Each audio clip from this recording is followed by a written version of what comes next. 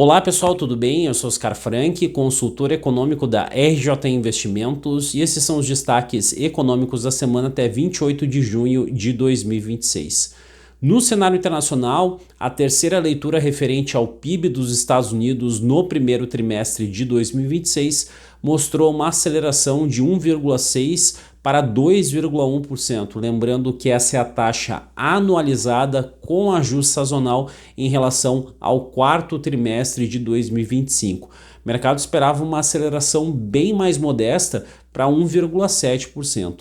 E isso aconteceu em boa medida por conta de ganhos que foram notados principalmente com relação então à revisão da parte dos investimentos e também do próprio setor externo. Ainda com relação aos Estados Unidos, nós tivemos a revelação do PCE, a métrica preferida de inflação por parte do Federal Reserve, do Banco Central Americano, para o mês de maio de 2026. Os indicadores, tanto com relação ao índice cheio quanto o núcleo de inflação, que é obtido através da exclusão de alimentos e energia, vieram basicamente em linha com o esperado. No entanto, as métricas do acumulado em 12 meses registraram nova piora. Então, o índice cheio atingiu 4,1%, ou seja, o recorde desde abril de 2023, enquanto o núcleo de inflação alcançou 3,4%, ou seja, a máxima desde outubro de 2023.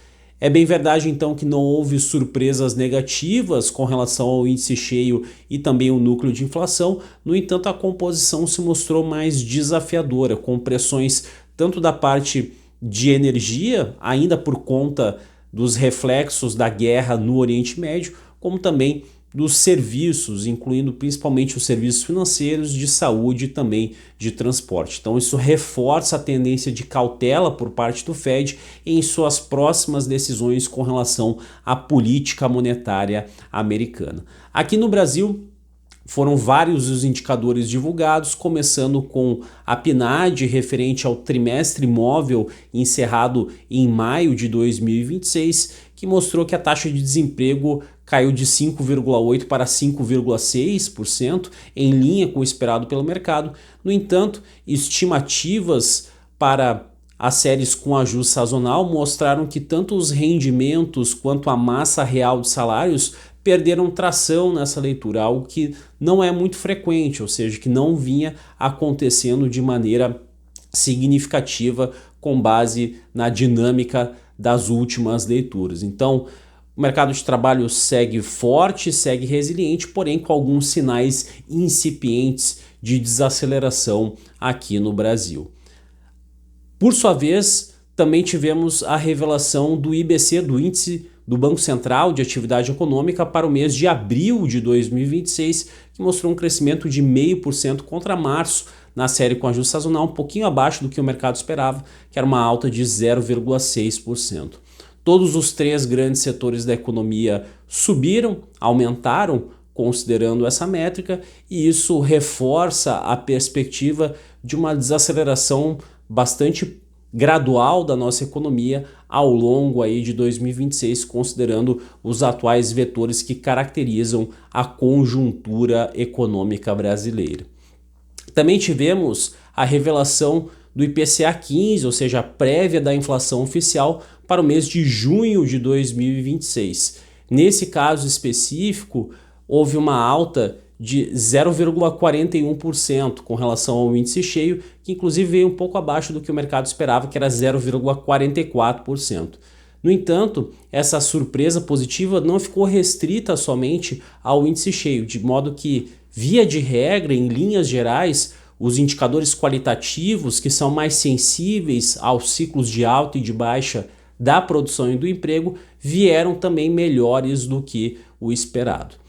E para finalizar, nós tivemos tanto a revelação da ata da última reunião do Copom, quanto a atualização do relatório de política monetária, que abrem espaço para um novo corte da taxa básica de juros, da taxa Selic aqui no Brasil, de 0,25 ponto percentual, e a principal causa que motiva então essa perspectiva diz respeito à sustentação de juros restritivos que colaboram para frear o ritmo de crescimento da atividade econômica e, consequentemente, dos preços por um período bastante prolongado.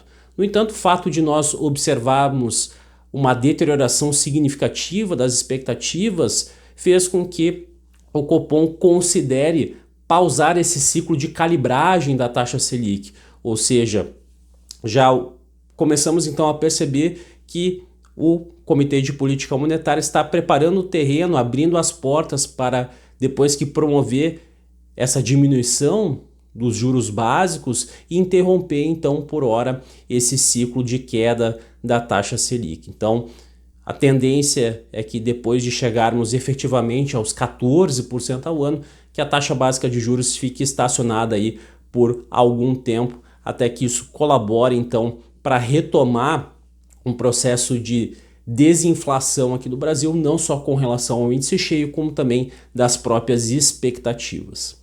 Vejo vocês na próxima, um abraço e até mais.